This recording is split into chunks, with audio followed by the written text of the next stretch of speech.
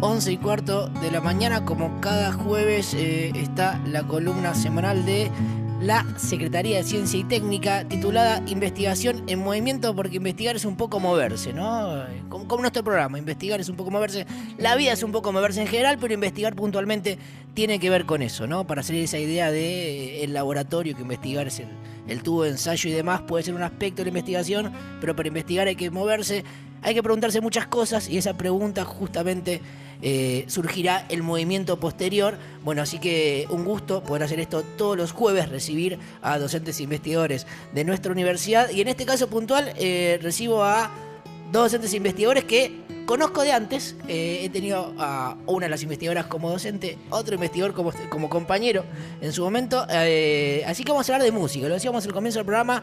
¿Por qué? Porque bueno, hay cosas para decir. La forma que escuchamos música ha cambiado de un tiempo a esta parte, más allá de que el término industria cultural hace mucho que exista, del cual podamos hablar, pero la forma de escuchar música ha cambiado, y la música ha cambiado como el arte en general, ¿no? Uno puede estudiar aquí en la universidad, pero en otras tantas también, la historia del arte, encuentra los diferentes periodos, pero parece que ahora pasamos a otra cosa, ¿no? Ya es muy difícil calificar determinada obra, sea un cuadro, sea un tema musical, decir, esto es barroco, esto es clásico, esto es romántico, porque bueno, eso ha cambiado, ha cambiado, y es muy difícil hablar en esos términos ahora. Adelanto un poco el tema que van a profundizar justamente nuestros invitados, que ya los presentamos. Una es Georgina Galfione. Galfione, le dije bien. Estoy con los lentes de lejos. Georgina Galfione, docente investigadora. ¿Cómo andás? Bien, ¿qué tal? Un gusto estar acá y compartir este momento con ustedes. Bueno, gracias por venir. Y Josué Bamondes. ¿Cómo andás, Josué? Muy bien, muy bien. ¿Todo bien? Muy contento de estar acá también. Bueno, Josué es licenciado en audiovisión por nuestra universidad, es doctorando en filosofía y docente investigador del Departamento de Humanidades y Artes, donde está radicada la licenciatura en audiovisión. Y Georgina es magíster en investigación científica, es docente investigadora de nuestra universidad, y en la actualidad trabaja en el proyecto Industria Cultural y Música Contemporánea, una relación compleja que está radicado en el Centro de Estudios y Producción Sonora Audiovisual, más conocido dentro de la UNLA como CEPSA, esto para poner en contexto. Pero bueno, a ver, tiro algunos títulos por lo menos de cada una de sus investigaciones. En el caso de Georgina es lo contemporáneo en el arte, entre lo cronológico y lo estético, y el de Josué, entre cruces entre el consumo musical masivo y la cultura contemporánea. Nos reímos porque al revés, pero lo dije al revés. Perfecto. Perfecto. Los títulos también. Los títulos bueno, igualmente trabajan juntos, ¿no? Es un por equipo supuesto. de investigación en conjunto. Sí, estamos en un equipo de investigación que está dirigido, como decías, por Fabián Beltramino, y que compartimos también con Sergio García, con Verónica Falco, que ella está todavía estudiando la licenciatura, así que buenísimo incorporar a un estudiante a los equipos de investigación, Graciela Ferreira y nosotros dos, ¿sí? Que venimos de la UNLA, como comentábamos recién con los directivos y con los secretarios, venimos de la UNLA ya desde hace bastante tiempo, ¿no? Bien. ¿Cuál es el aporte que se hace de estar en la UNLA hace tanto tiempo también? Bueno, hablábamos de que nos permitió, crecer como estudiantes, como docentes, valorar en la función de, en nuestro caso, que venimos del ámbito del sonido, el ámbito de la música, de que haya carreras universitarias dedicadas al arte y específicamente a lo sonoro y lo musical, que bueno, ahora en el siglo XXI son bastante habituales en distintas universidades, por suerte, pero yo que tengo unos añitos más, mi juventud no era fácil, eran pocas las universidades que ofrecían espacios para estudiar arte y estudiar música, digamos, en un nivel universitario, ¿no? Así que valoramos todo eso.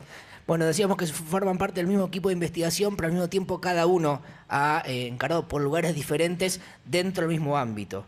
Exacto. ¿No? Si quieren contarnos un poco también.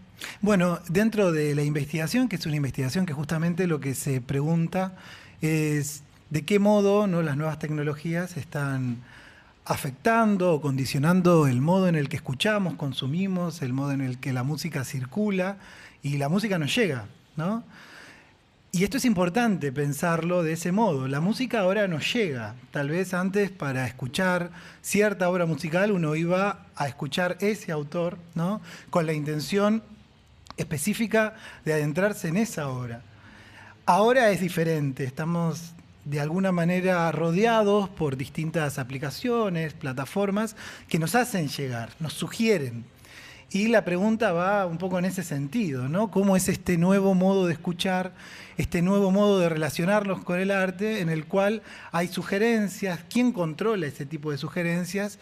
¿Y qué nuevo tipo de espectador configuran? Esa es digamos, la idea central, ¿no? Y lo más interesante. ¿Cómo estamos ahora constituidos como espectadores, ¿no?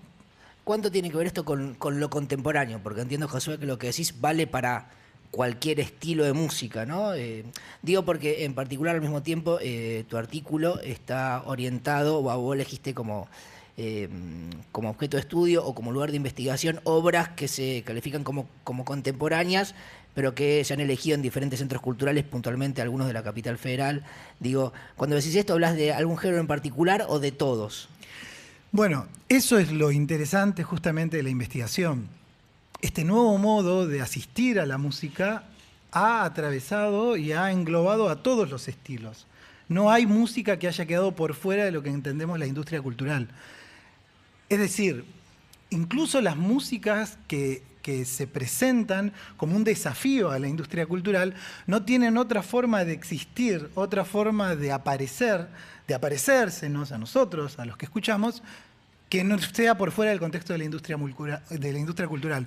Y esto es algo muy llamativo y es donde yo de alguna manera concentro la atención con Georgina también, que es cuál es, de alguna manera, ¿no? Poder entender de qué modo pueden sobrevivir esas músicas que en su intención primordial eran una resistencia a la industria cultural y hoy se ven en la situación en la que no pueden existir por fuera de la industria cultural.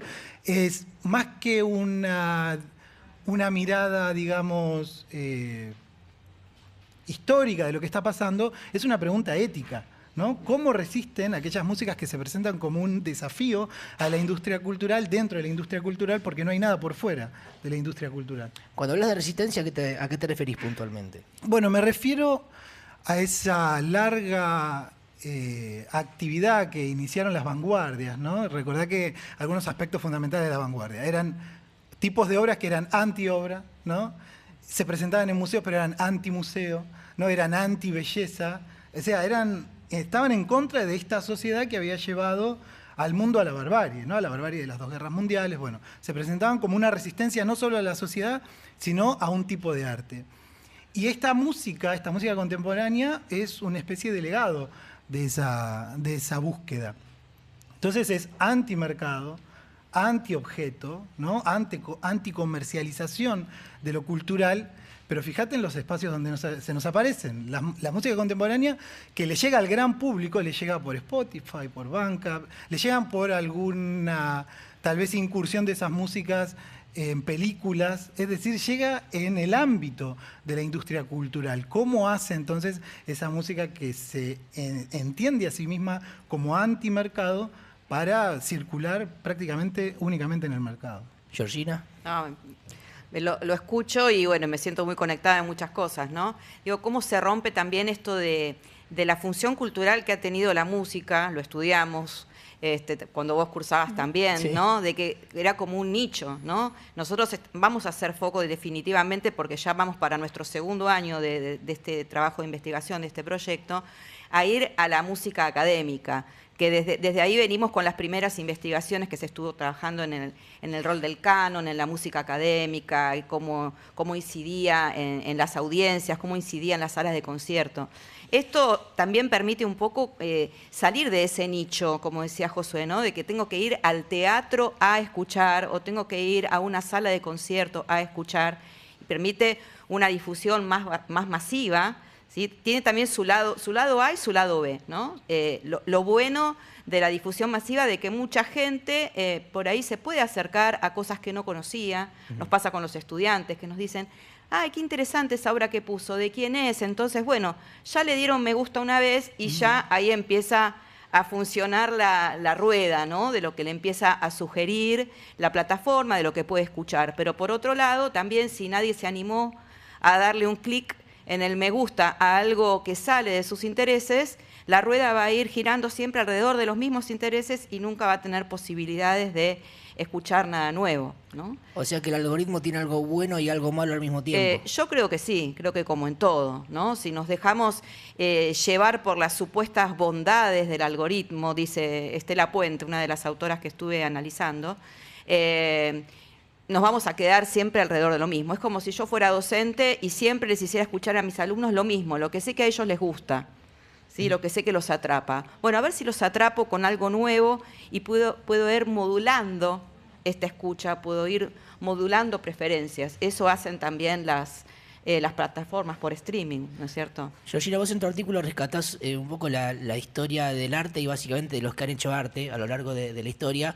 Y es muy interesante porque hoy por lo general uno piensa en un artista y se imagina a alguien independiente que ha comenzado a pintar o a hacer música y bueno, le fue bien o le fue mal, entonces de forma independiente lleva adelante ese trabajo y depende de lo bien que lo haga, de la constancia y de tantas otras cosas más, un poco de suerte seguramente también, llegará a ser masivo o no lo será. Lo cierto es que esto no fue siempre de la misma manera. No, esto no fue siempre de la misma manera. Nosotros somos hijos directos de la época del romanticismo, en realidad. Aunque nos parezca que está tan lejos, el 1800, sí, somos hijos directos de esa época, porque en realidad en esa época y de ahí en adelante es cuando se instaura el rol, por ejemplo, en nuestro caso del músico, como un rol profesional. El rol del músico, el rol del teatro, el rol de que el público vaya a asistir una experiencia artística y vaya a escuchar, por ejemplo, un concierto. Aquí yo había trabajado con David Hesmondhalgh, que él hacía todo un recorrido, ¿no?, de la historia del arte, cómo funcionó, y cómo en una época los músicos, por ejemplo, componían según lo que le pedía un patrocinador, digamos, esa función, ¿no? Si era el duque, anteriormente fue la iglesia, y después ya empieza como un rol más profesional de los artistas en general, que se pueden despegar de esa función del mecenazgo, que claro, ya venía desde el Era casi como un artesano que ni siquiera importaba quién había hecho la obra, ¿no? En un comienzo. No, importaba un poco quién se la había encomendado. Básicamente. Viste que también era una época en la que muchos personajes de la realeza hasta encomendaban el requiem que se iba a cantar o que se iba a tocar cuando muriera, ¿no? Bueno, que también lo vimos actualmente con la monarquía. Pero bueno, cómo se fue corriendo esa función y digamos que el artista pudo adquirir una función más autónoma, más independiente y empezar a producir, como dicen las industrias culturales, a crear, decimos nosotros, o a componer, más desde su propia intención, sus propios gustos y bueno, y en la actualidad muy moldeado por las industrias culturales. ¿Y eso con qué cambio social tuvo que ver? Y tuvo que ver mucho con los cambios sociales tecnológicos, te estoy hablando tecnológicos, por ahí te hablo de la revolución industrial, ¿sí? Ahí claro, ya hablamos de tecnología, porque a veces lo que nos pasa con los jóvenes que piensan que la tecnología es la computadora, o es la plataforma, o es el streaming, pero ya la tecnología se viene actualizando desde cómo se van, por ejemplo, estandarizando la construcción de los instrumentos musicales, desde esa época, ¿no? Entonces, lo que va ofreciendo como nuevo la tecnología va moldeando y va modulando, ¿sí?, los intereses de los oyentes, los intereses del público, a qué botoncito aprieto si me gusta o no me gusta, y también va moldeando las preferencias de escucha, va moldeando la manera de crear, ¿no?, de componer música o de crear una obra de arte de cualquier otro género. Josué, contanos un poco particularmente tu investigación y las conclusiones, porque te has ubicado, has determinado tu investigación en algún punto, por lo menos lo que está en tu artículo, que además aprovecho y cuento que están los dos ya publicados en la revista Investigación en Movimiento, donde fuiste a diferentes centros culturales y analizaste qué ofrecían como música contemporánea, ¿no? Y qué autores ofrecían como autores contemporáneos. Claro, sí, existe incluso un canon dentro de lo contemporáneo. Esa es una de las conclusiones a las que llegó la investigación, que viene de larga data. Yo me sumé ahora. ¿Qué significa un canon? Un canon es un conjunto de obras las cuales se consideran las más representativas de un periodo, ¿no? Las que conservan algún tipo de bueno, Giorgi tal vez lo puede definir mejor, algún tipo de esencia. Claro, ¿no? que tienen como un código común, ¿no es cierto?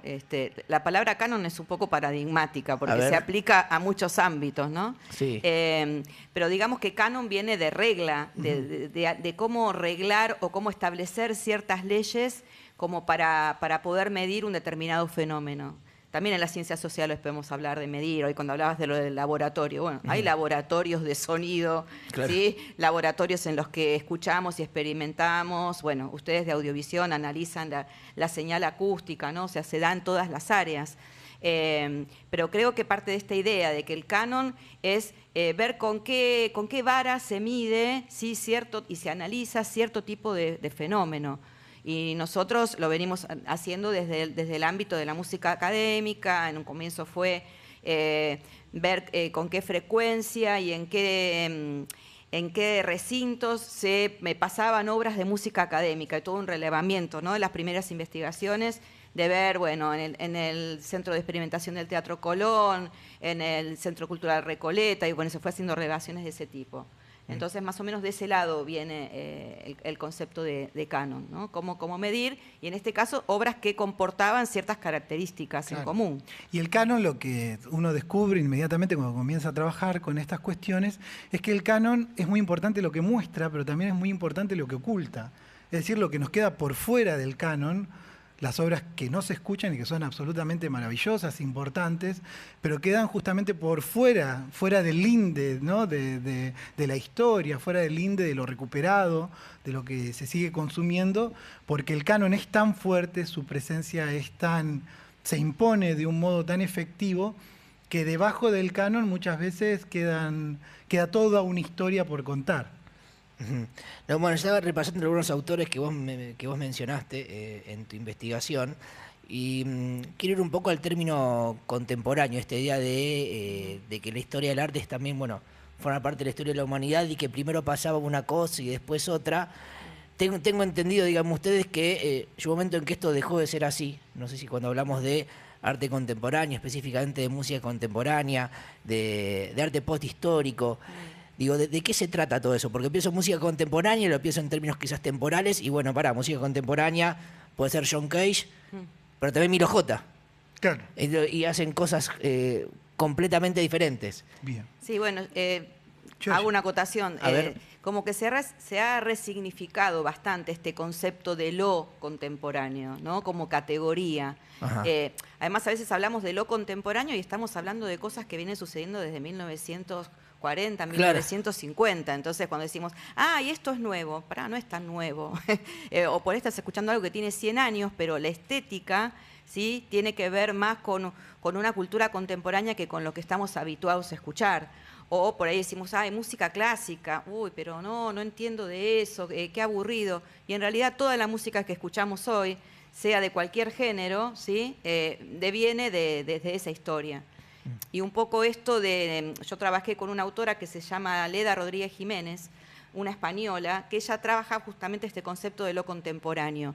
Y lo muestra como desde no cortarse en qué es lo actual, sino que esto contemporáneo no nació ahora, viene de una raíz, ¿sí? Y que tengo que poder posicionarme de lo que hereda, ¿no? Desde dónde viene la herencia de lo contemporáneo que sucede en la actualidad. Entonces es un concepto bastante puesto sobre la mesa en la actualidad y bastante discutido, que se mueve un poco eso de la pintura contemporánea, la música contemporánea, sino que es algo bastante más complejo, que se construye a raíz de lo que viene desde antes.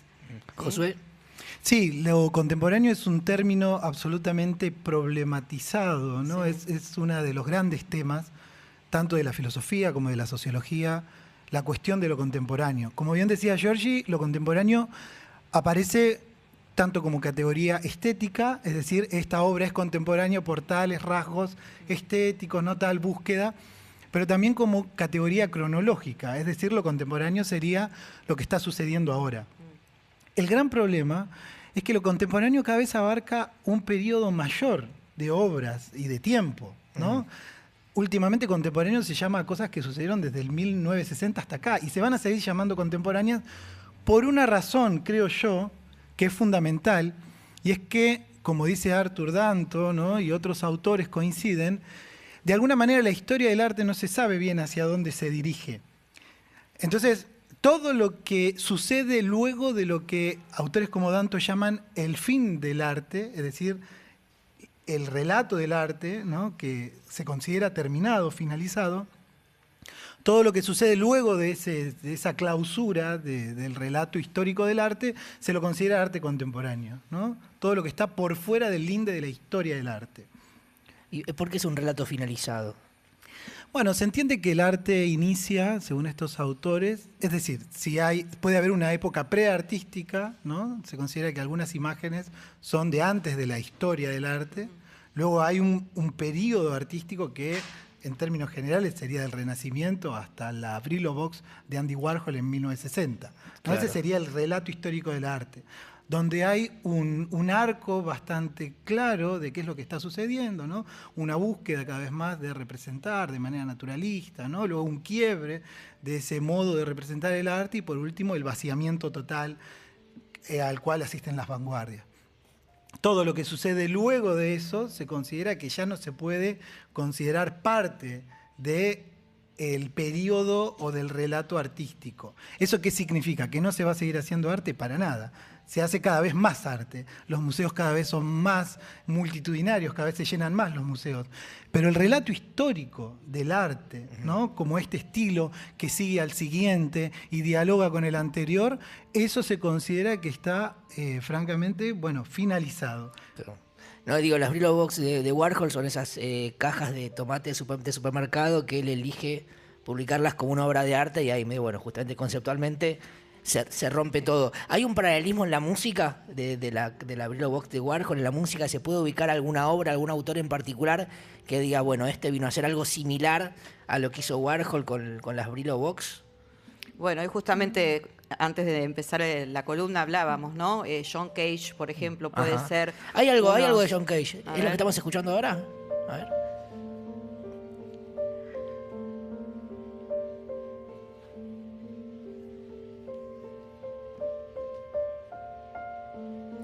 Esta obra que puede ser que creo que es de 1948, tiene sus años ya. Eso es lo que digo, ¿no? Ajá, Lo claro. contemporáneo, lo que abarca y lo que seguirá abarcando, ¿no? Y el gran paraguas que se abre, que cobija a una cantidad de estéticas tan diversas, ¿no? ¿Vos habías analizado qué obra, José, de John Cage? 4 minutos y sus segundos, ¿no? Esa sería como una obra radical. Es una obra de silencio absoluto. Es una obra que más que una obra musical es una experiencia de existencia, ¿no? Ahí John Cage lo que hace es exponer al auditorio a un periodo de silencio. Y esto es una reflexión acerca de qué es lo que suena cuando nada suena. Obviamente no son esos minutos de silencio absoluto porque siempre algo suena. Las personas que tosen, el tráfico. Entonces, de alguna manera las personas comienzan a redirigir la atención de los instrumentos musicales al recinto. ¿Cómo suena el recinto? ¿Qué se cola de lo que queda afuera? Y también una pregunta, ¿no? ¿Qué queda por fuera del museo? ¿Qué queda afuera de la sala de conciertos? ¿Por qué hacemos ese epogé, ¿no? ¿Por qué hacemos ese paréntesis? ¿Qué significan esos espacios donde hacemos un corte de lo cotidiano y nos entregamos al tiempo de lo artístico? ¿Por qué hacemos eso? ¿Qué significa eso desde un punto de vista antropológico? ¿Por qué necesitamos cortar el tiempo cotidiano para entrar en este nuevo tiempo que los griegos llamaron de diferentes formas, ¿no? Tal vez kairos o algún tipo de voz griega de ese tipo, pero lo importante es eso, una experiencia en la cual la propia existencia del sujeto se manifiesta de una forma más patente, más vibrante, ¿no? Y eso es de alguna manera lo que estas nuevas formas de hacer arte hacen, intentar conectar al hombre, ¿no? Con lo que se considera la propia esencia del hombre. Ujú. Bueno, cuando hablamos de música también, perdón, ahora sí, vamos a silenciar. ¿Cómo no silencié el teléfono antes? Che, todos los días haciendo esto, no silencio el teléfono. Ahí está. Bueno, ahí yo me metí y decía algo para que vos contestes el teléfono. No, me parecía, para acotar algo, sí. para acotar algo a lo que decía Josué, fíjate que siempre con el tema, estamos en una cultura que gracias a Dios cada vez es más audiovisual. insertos Ajá. en una cultura cada vez más audiovisual, pero que tiene una preeminencia muy fuerte de lo visual. Sí. En esto, en lo musical y en lo sonoro, como que vos me decías hoy, qué difícil aquella materia que había cursado con vos. Bueno, pasa, ¿no? Que lo sonoro y lo musical es muy subjetivo y nuestra cultura está más dirigida al sentido de la vista, a percibir, ¿sí? Por la vista, hasta tenemos trabajos que también hemos desarrollado con referencia a la teoría de la Gestalt, que es la teoría de la percepción, que nace desde lo visual y después se lleva a lo sonoro. De hecho, muchos términos, pues, che, qué tema oscuro decís. Y oscuro es un término completamente Sí, sí, visual bueno, y lo utilizás para decir, tal che, este cual. tema es re oscuro. Por Claro, ejemplo. tal cual. ¿Cómo es Entonces, oscuro? bueno, tenemos ¿Por qué como es que oscuro? romper esas barreras, ¿no? Nosotros decimos, bueno, el trabajo se me venía a la mente el trabajo de Duchamp, que cómo pone un mingitorio en una escena de un museo y la gente se empieza a preguntar si eso es arte o no, y las vanguardias y cómo empieza a romper. Bueno, con esta obra de Cage, por ejemplo, es muy común decir, uy, vamos a, no sé, al LIP, ¿cómo es? El Centro Cultural Recoleta, vamos a escuchar la obra 4 minutos 33 segundos de Cage. Claro. Y vos decís, qué buena obra. Y todos se miran y dicen, pero ¿cómo vas a escuchar si es todo silencio? Bueno, es esta experiencia, ¿no? Es un poco decir, Totalmente subjetiva. La idea de romper que tiene lo contemporáneo. ¿Contemporáneo y poshistórico es lo mismo o son dos cosas diferentes? ¿Cómo? Hablar de contemporáneo o poshistórico, ¿es lo mismo o son dos conceptos diferentes? No, es lo mismo. Es lo mismo. Exactamente. Lo contemporáneo es lo que está por fuera del linde de la historia, es decir, lo poshistórico. Yo quería escuchar también si se puede, porque es contemporáneo en términos de música académica, pero diferente a algo de Ligeti, que está ahí algo por ahí también en la carpeta, que bueno, que creo que acá es imprescindible lo tecnológico en términos de una forma de hacer música, porque uno puede pensar música contemporánea, atonal, pero que es igualmente ejecutada por alguien con un instrumento que tiene una determinada acústica y demás, pero después hay otra música, ¿no? Que parte mucho de la deformación de sonidos, ¿no? Pero creo que lo interesante, ¿cuál era la obra de Ligeti? ¿Articulación? Ahora, esta es articulación, sí. Esta es articulación. Bueno, lo interesante es que en este periodo no se trabajaba con tecnología. Mirá. Tenés Lux Eterna, por ejemplo, que es una obra que vos la escuchás, que es sumamente interesante y creés que está hecha con sintetizadores, con un editor de audio, y no. sin embargo son voces humanas, nada Mirá. más, ¿no? Entonces eso es lo que estamos hablando justamente, de cómo se rompe el canon de lo que venía existiendo hasta ese momento, y cosas que hoy por ahí las podemos hacer con tecnología, emulaban la tecnología de lo que no sabían ni que iba a existir, porque en esa Claro. época ni sabían lo que iba a venir. Bueno, escuchemos entonces. A ver.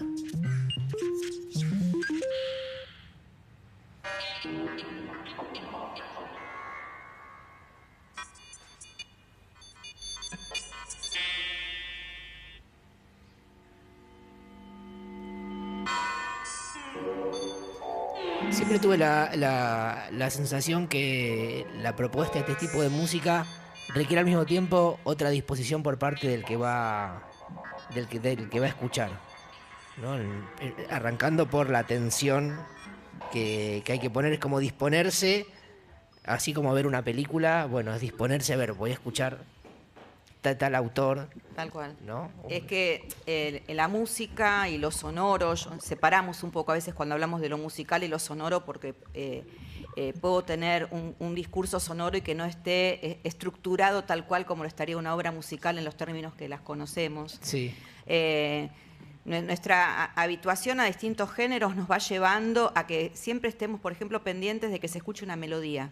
Claro. De seguir una melodía y que nuestra atención vaya hacia eso, hacia seguir un tipo de discurso que por más que yo escuche reggaetón todo el día, ¿sí? El ritmo y las pequeñas melodías que puede llegar a tener vienen de la escuela tradicional, digamos, ¿no? Claro, con compases, uno quizás uno arranca moviéndose, uno se cree de muy acuerdo a un contemporáneo. determinado compás, y esta música te propone otra cosa. Te ¿no? propone otra El cosa. compás no existe.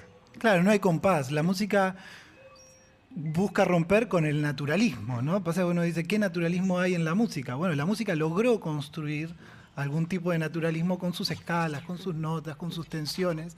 Y esta nueva música lo que busca es romper justamente eso, ¿no? Una nueva música, porque también está pensando en un nuevo sujeto, un nuevo hombre al mismo tiempo.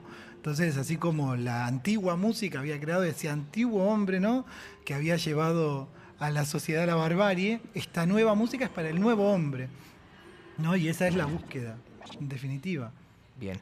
Estamos conversando con Georgina Galfione y Josué Bamondes, ambos docentes investigadores de nuestra universidad, la Universidad Nacional de Lanús. Estamos transmitiendo en vivo por Instagram, en @radio.unla, así que ahí nos pueden ver. Si no nos siguen, por favor, también háganlo. Entiendo que su investigación todavía no está terminada, ha comenzado en el 2025. Sí, comenzó en el 2025 y estamos, por eso, como te comentaba, transcurriendo ahora nuestro segundo año.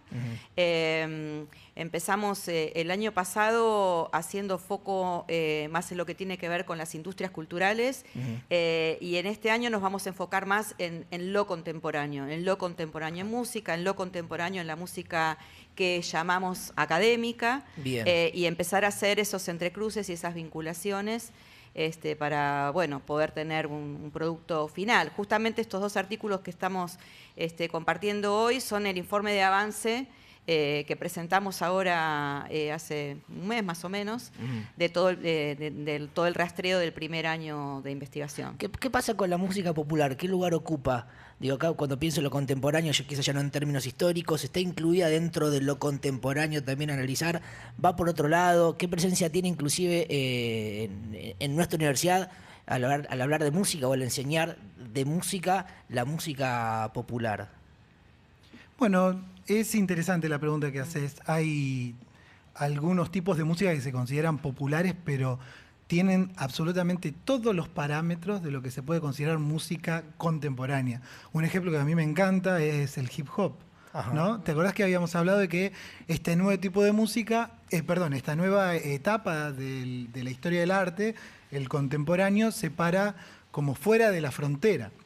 Y una de las particularidades que tiene es que lo contemporáneo tiene toda la historia del arte a su disposición, todos los estilos, todas las formas, ¿no? Y fíjate que el hip hop cumple perfectamente con eso. Un músico de hip hop no se sienta a componer de la nada. ¿Con qué compone? Con grabaciones anteriores, samplea. Es decir, tiene toda la historia de las grabaciones y de la música a su disposición. Entonces un músico de hip hop no va a componer de cero, sino que va a componer a partir de la historia del arte. Entonces, en ese sentido, fíjate cómo lo contemporáneo y lo popular encuentran un punto de encuentro.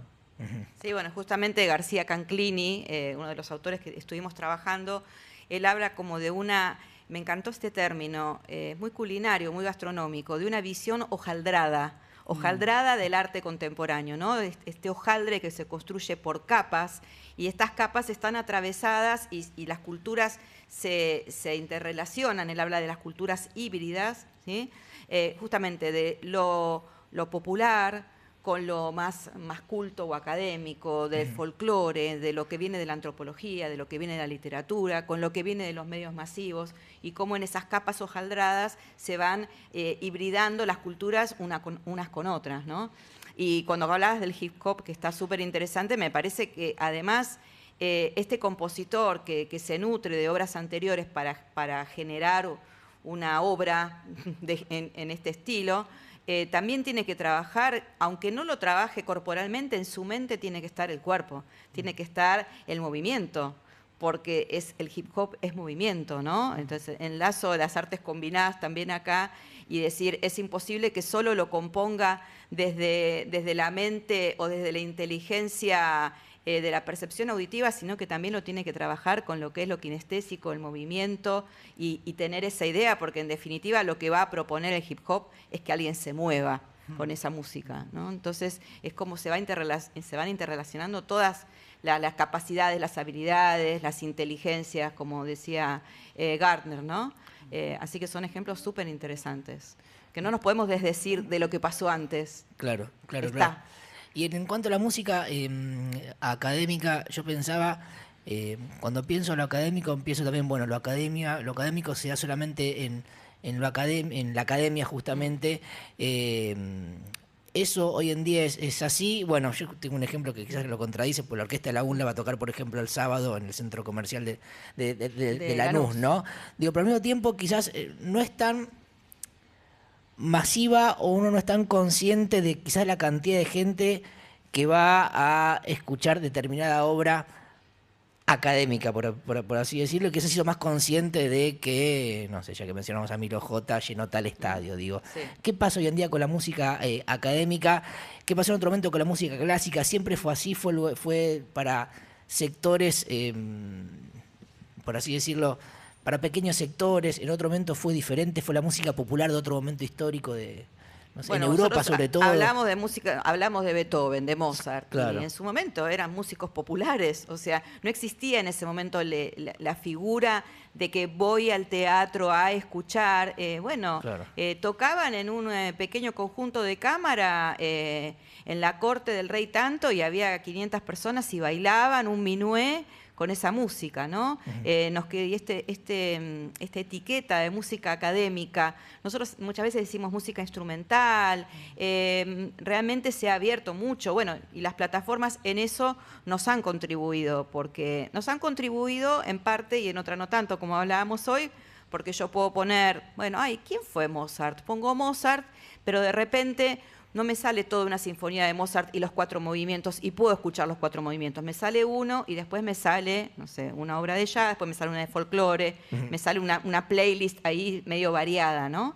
Pero creo que sí, que están teniendo mucha más llegada. Nos ha pasado con la música electroacústica, que en ese sentido sí, por ahí se dirige a un grupo un poco más reducido de personas en el público y en la audiencia, que gracias a Dios también se está ampliando eso y creciendo. Entonces es constante este ir y venir, y hay que animarse, hay que escuchar, hay que probar a meterse en nuevos géneros y en nuevos estilos, ¿no?